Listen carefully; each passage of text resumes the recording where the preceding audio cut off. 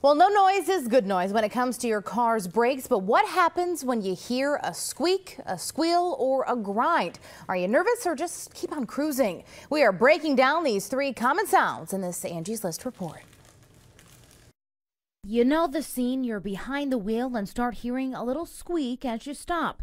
It could be the call of a big repair bill, or it might be nothing. Many people will drive on hoping they just don't hear the squeak again, and some of them will be lucky. It could be dirt, it could be the pads are starting to glaze over. Sometimes a couple of really good hard stops will fix that.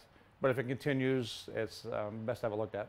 If your brakes squeak when you stop, that might just mean that your brakes need lubricated and don't need replaced.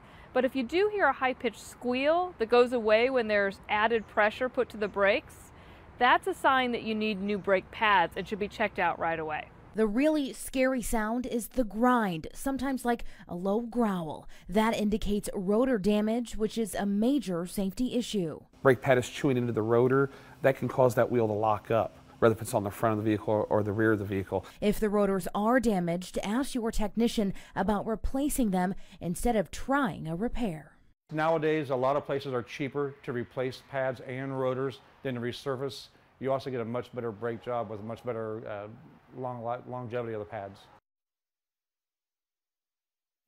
Now, the cost of a brake job can vary widely depending on the type of vehicle and the extent of the damage, but you can expect to pay between $200 and $300 if you only need new pads. Double that if you need some new rotors too, though.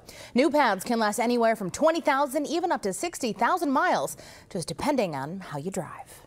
Don't go away. We've got Sunrise Sports when we come back.